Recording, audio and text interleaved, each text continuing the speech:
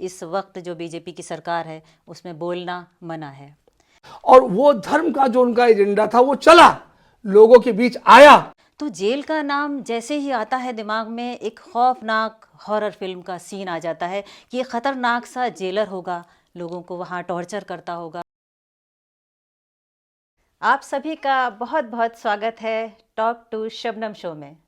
आज हम शुरुआत करेंगे इस शो की और हमारे साथ हैं जनाब जमील अहमद राज साहब। नाम कुछ जाना पहचाना आपको भी लगता होगा।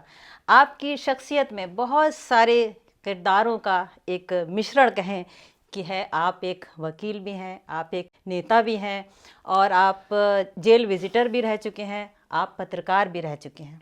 इतनी सारी क्वालिटीज़ किसी एक शख्स में होना तो बनता है कि ये सब कैसे है। बहुत बहुत आपका स्वागत है। बहुत बहुत शुक्रिया। आपसे जो पहला सवाल बनता है वो ये है कि जीवन में संघर्ष आपने कितना किया है?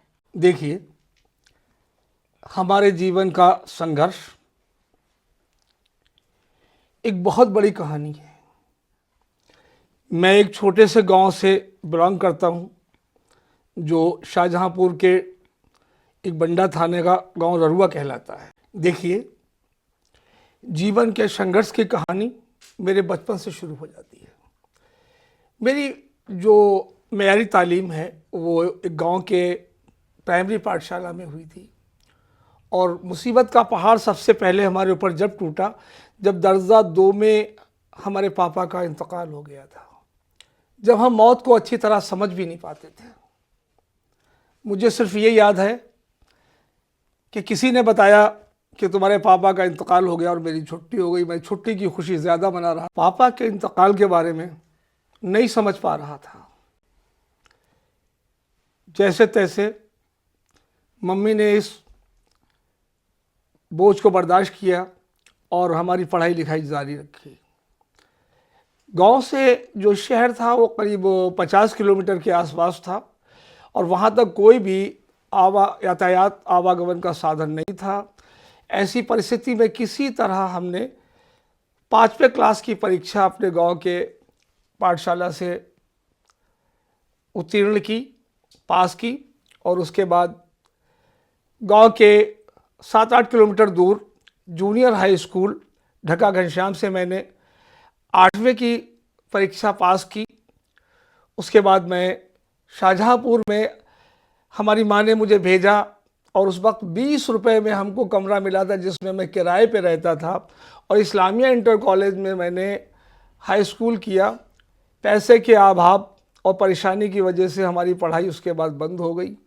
हम एजुकेशन से नामारून हो गए और माँ के और बड़े भाई के साथ खेतों का काम करना, अदर काम करना उसमें लग गए। कुछ टाइम के बाद हमारी शादी हुई और शादी के बाद हमने एजुकेशन को फिर शुरू किया और उसके बाद मैंने इंटरमीडिएट किया, LLB किया, MA किया, ग्रेजुएशन कंप्लीट किया और इसी सिलसिले में बहुत से अच्छे लोग मिले, बहुत से बुरे लोग मिले। कहीं मैं डैमेज हुआ, कहीं मेरा उभार हुआ, कभी दोस्त मिले, कभी दुश्मन मिले। इन सब चीज़ों को करते हुए 14 अप्रैल सन 1914 में हमारी मुलाकात उत्तर प्रदेश गवर्नमेंट के एडवोकेट जनरल जनाब ज़फ़र ऐब जिलानी साहब से हुई और उनके साथ मुझे सियासी एक मकाम मिला और सियासी मकाम के बाद बहुत जल्द हम बरेली में शिफ्ट हुए और उसके बाद 2016 में हम बरेली के डिस्ट्रिक्ट जेल के जेल विजिटर बने। आपने जेल की बात करी, आप जेल विजिटर रहे हैं, तो जेल का नाम जैसे ही आता है दिमाग में एक खौफनाक हॉरर फिल्म का सीन आ जाता है कि ये ख़तरनाक सा जेलर होगा, लोगों को वहाँ टॉर्चर करता होगा। मतलब एक अजीबो गरीब ख़यालात हर आम इंसान के अंदर आते हैं कि एक बहुत ख़राब जगह है, वाकई रियली कोई ना जाए। लेकिन आपने जेल को बहुत ज़्यादा करीब से देखा है, तो आपसे ये जानना चाह रहे हैं कि क्या जो खौफनाक मंज़र हमारे जहनों में है क्या वो सच है? आपने बहुत ही अच्छा सवाल किया है। ये अमूमन लोगों के जहन में जेल को लेकर के या जेल अधिकारियों को लेकर के या वहाँ के वातावरण को लेकर के, वहाँ के रहन सहन को लेकर के जिस तरह की दूषित मानसिकता बनी हुई है वो पूरी तरह मिथ्या है, तो गलत है, झूठ है। मैंने देखा जिन जेल अधिकारियों के साथ मैंने काम किया है, जो भी सुपरिटेंडेंट्स, जेलर या वहाँ के आरक्षीगण मेरे साथ रहे हैं, बहुत बेहतर और अच्छे गुड नेचर के लोग थे और जेल के अंदर उनका कैदियों के साथ व्यवहार बाकायदा एक सुधारात्मक एक परिवार की तरह होता था। आपने कहा कि जेल अधिकारी वैसे नहीं होते हैं जैसे हमें दिखते हैं। बहरहाल अब कुछ कैदी इस तरह के होते हैं कि जिनका कोई बाहर होता ही नहीं है, वो अकेले अंदर हैं। छोटे छोटे से कारनामे, मान लीजिए चालान ही उनका है और वो नहीं भर पाते हैं तो वो जेल चले गए। ऐसी कंडीशन में एज ए एडवोकेट, क्योंकि आप एक वकील भी हैं, तो आपसे ये जानना चाहेंगे कि वो लोग जिनका कोई बाहर नहीं है, वो सालों साल जेल में हैं, उनकी ज़मानत के लिए कोई भी जो सोशल वर्कर है वो क्या कर सकता है? देखिए, संविधान में जो हमारे व्यवस्था फंडामेंटल राइट्स की दी गई है, सभी को अधिकार है अपनी ज़िंदगी को बेहतर जीने का, अपने अनुसार पूजा पद्धति करने का, अपने अनुसार आर्थिक मामलों को तय करने का, अपने अनुसार जीवन यापन करने का। इसी के तहत आप कैदियों पर अगर आ जाते हैं, बहुत सारे जेल में हमने ऐसे कैदी देखे हैं जो अकेले थे, जिनका बाहर कोई नहीं था। परिस्थितियां अलग अलग ज़रूर थीं, लेकिन हालात अधिकतर ज़्यादातर लोगों के एक जैसे थे। उनके लिए सोशल संस्थाएं, सोशल पर्सन, सोशल सामाजिक कार्यकर्ता काम करते हैं। जेल का जो प्रबंधन होता है वो शहर के या जेल के निकटतम जो जगहें होती हैं वहाँ पे जो सोशल वर्कर होते हैं, जो सोशल संस्थाएं होती हैं, उनसे संबंध स्थापित रखते हैं। और जेल के अंदर इस तरह का अगर कोई कैदी होता है तो बाकायदा एक वकालतनामा अंदर जाता है, जिसके अंदर कैदी सुपरिटेंडेंट के ज़रिए जो है कैदी उसमें अपना वकील नियुक्त करता है और सोशल संस्थाएं और सरकार उसमें उसको जो है कानूनी मदद मुहैया कराती है। आप एक नेता भी हैं, राजनीति से आपका सीधा ताल्लुक़ है, तो आजकल का जो परिवेश चल रहा है, राजनीति, क्या माने इसको कि किस नज़रिए से आप देख रहे हैं कि सिर्फ एक ही पैटर्न पर काम हो रहा है? आपका ताल्लुक़ सीधा सा समाजवादी से है, तो क्या टारगेट है, किस रुख को जा रही है राजनीति? कुछ इस पर रोशनी डालिए। आपने पॉलिटिक्स पर सवाल पूछा है, राजनीति पर सवाल पूछा है। आज की परिस्थिति में, आज के परिवेश में मुखर होकर बोलना बहुत ही मुश्किल है। जैसा कि आपने कहा है, मैं विपक्ष की राजनीति करता हूँ, लेकिन आज के राजनीति के भावावेश में जिस तरह का बदलाव हुआ है, वहाँ पर अवसरवादिता हावी हो चुकी है। कानून के बारे में कहना और सुनना दोनों बर्दाश्त से बाहर हैं। कुछ भी नहीं कह सकते हैं, बस यही कह सकते हैं कि आज की राजनीति मौका परस्ती है और आने वाले कल के लिए घातक है, और आने वाले कल के लिए एक इस तरह की राजनीति का निर्माण किया गया है जो आने वाले वक्त में जिसे आप देखेंगे और समझेंगे, और जो भी आज खेल चल रहा है ये बेहतर नहीं चल रहा है। बस आपने कहा कि जो आगे नतीजे निकलेंगे वो ख़तरनाक होंगे। इस वक्त जो बीजेपी की सरकार है उसमें बोलना मना है। आप लोग जो समाजवादी लोग हैं, आप राजनीति कर रहे हैं, आप बहुसंख्यकों को अपनी तरफ लाने की कोशिश कर रहे हैं, लेकिन काम जो आपका है, आपको मुल्ला मुलायम सिंह के नाम से ही जाना जाता है। तो जब आप एक पक्ष के खुलकर हो गए तो आप दूसरे पक्ष को अपने साथ लाने के लिए कौन सी रणनीति अपनाएंगे?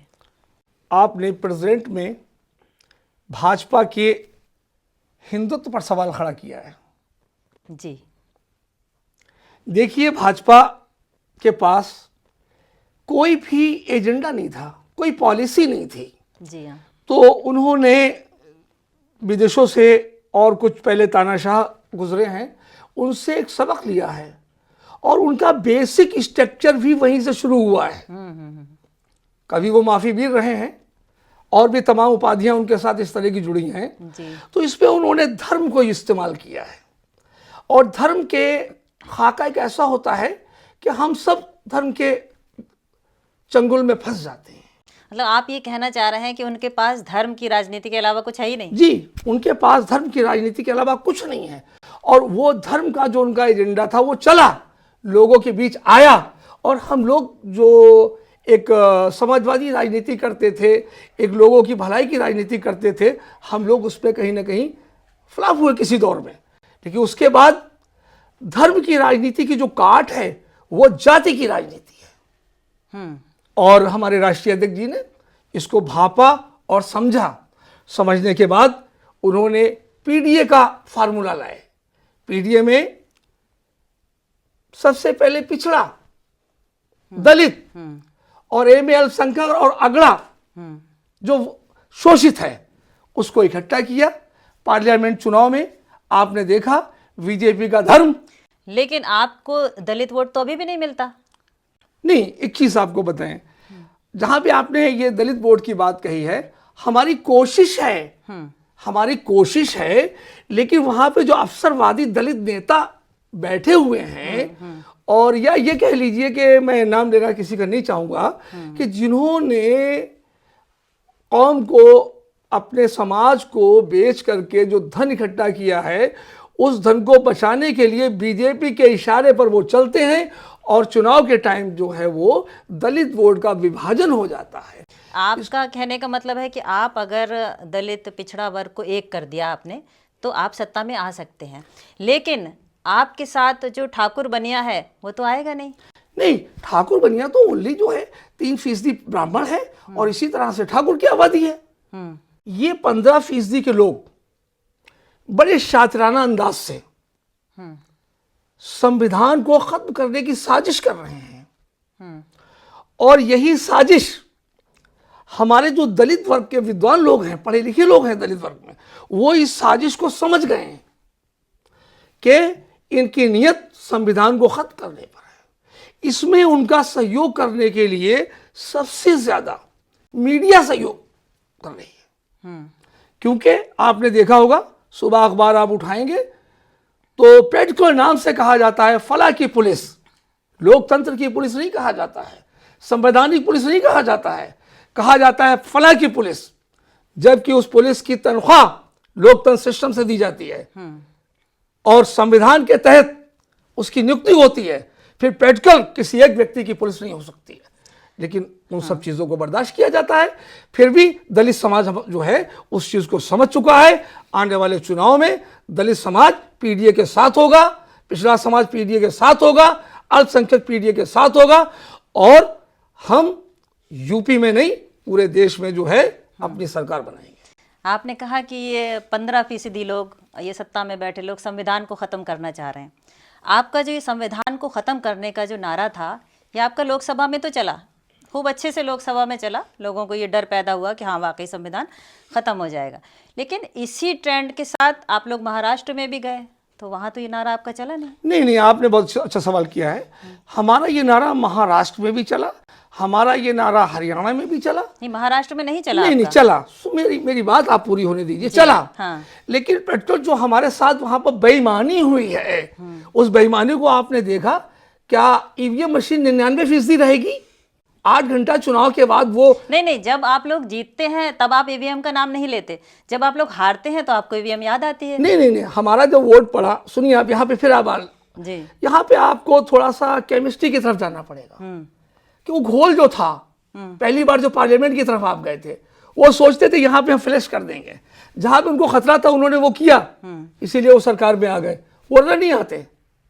और आप जो चीज आप ये कह रहे हैं कि हम लोग ईवीएम का नाम लेते हैं, नहीं, हम तो प्रूफ कर रहे हैं। अच्छा, प्रूफ हो रहा है कि ईवीएम के साथ गड़बड़ किया जाता है। तो फिर सारी विपक्षी पार्टियां एकजुट क्यों नहीं हुई आज तक कि ये ईवीएम खराब है? ये आपने बड़ा अच्छा सवाल किया है, क्योंकि मैं सियासत में बहुत छोटा सा हूं, और इस चीज का जवाब बड़े देंगे, ये मत कहिएगा। ये हर लोग यही कहते हैं कि ये जो शीर्ष नेतृत्व है ईवीएम का जवाब वो देगा। हम तो आज आप ही से चाहेंगे ईवीएम का जवाब। नहीं, अगर आप पेट्रोल पार्टी की गाइडलाइन से हटके मेरा सवाल अगर पूछना चाहें, हाँ जी, तो मैं ये कहूंगा कि ईवीएम से चुनाव मंजूर नहीं। बहुत सारी बातें हम लोगों ने राजनीति के बारे में करी। मेरे ख्याल से अगर और ज़्यादा बातें की जाएं तो और भी बातें हो सकती हैं, लेकिन क्योंकि आपकी ज़िंदगी के बारे में थोड़ा सा जानना था तो हम आपसे ये जानना चाह रहे थे कि आपकी ज़िंदगी में कोई ऐसा भी शख्स था जो आज कहीं और है और आप उसे देख कर ये कहते हैं कि हाँ, ये फला तो मेरे साथ हुआ करता था। आपने अपने सवाल में दो बातें बड़ी ख़ास कही हैं। जी। एक तो मेरे जीवन के बारे में जानने की कोशिश की है, और दूसरे किसी ऐसे व्यक्ति के बारे में जानने की कोशिश की है कि जो मेरे साथ से कहीं बाहर बहुत दूर तक गया हो, जिससे मैं प्रेरित या वो प्रेरित रहा हो। मैं एक चीज़ आपको बताऊं, मैं शहर की भीड़ भाड़ में एक लंबे टाइम से हूं, फिर भी मुझे अपने गांव के पथ, पनघट, मंदिर, शिवालय, मस्जिद बहुत याद आते हैं। दूसरी बात आपको बताएं, ये बताते हुए मुझे बहुत खुशी हो रही है, एक बहुत ही फेमस नाम है राजपाल यादव जी। आप सभी लोग जानते हैं, फिल्म स्टार हैं। वो और हम एक ही स्कूल, एक ही क्लास के पढ़े हुए हैं, और ये भी एक इत्तेफाक है कि उनके गांव का नाम कुंडरा है, मेरे गांव का नाम ररुआ है। दोनों के गांव की दूरी मात्र 2 से 3 किलोमीटर की है। बहुत अच्छा। और जिस स्कूल में हम लोग साथ साथ पढ़े थे वो जूनियर हाई स्कूल ढका घनश्याम था, और वहाँ के और भी हमारे साथ बहुत बच्चे थे, कलेक्टर यादव थे और भी कई लड़के थे। तो उस दौर में अगर देखा जाए तो राजपाल जी पहले से बड़े कॉमेडियन थे, और इत्तेफाक था कि जब हम लोग एजुकेशन स्कूल छोड़ चुके थे तो मैं गांव का एक कोटेदार बन गया था। मैं कोटेदार भी रह चुका हूं आपको बताऊं। तो मैं अपने गांव से जो कोटा था वो ले, चीनी वगैरह शक्कर जो आती थी उसको ड्राइव करने गया था, उसको लेने गया था। और रास्ते में हमारे एक मित्र थे जिसका मेडिकल स्टोर पड़ता था, डॉक्टर सिंह यादव। अच्छा। तो हम लोग वहाँ चाय पीते थे, हम लोग बैठे तो राजपाल जी आए। तो राजपाल जी एक स्कूटर से आए थे और उन्होंने एक डायरी खोली और बहुत सारी चीज़ें बताई। अच्छा। और मैं बड़ी ईमानदारी से कहता हूँ कि उस वक्त हम लोगों ने उनकी बात को बिल्कुल ही गंभीरता से नहीं लिया। तो आज राजपाल यादव आपको मिले तो पहचानेंगे क्या? इंशाल्लाह बिल्कुल पहचानेंगे। हम लोग एक ज़मीन से हैं, हमारी ज़मीन बहुत अच्छी है जहाँ हम लोग पैदा हुए हैं। हमारी ज़मीन वफा करती है, हम लोग वफा नहीं हो सकते। तो जमील साहब, आपसे बहुत अच्छा लगा, बहुत खुशी हुई हमें मिलकर कि आज आपने हमें इतना वक्त दिया और खट्टे मीठे पल आपकी ज़िंदगी के जानने का हमें मौका मिला, और ये भी पता चला कि राजपाल यादव भी आपके साथ रहा करते। तो बहुत सारा चर्चा हमने राजनीति पे करी है। आज बस इतना ही, आगे भी इसी तरह की चर्चा जारी रहेगी। बहुत बहुत शुक्रिया।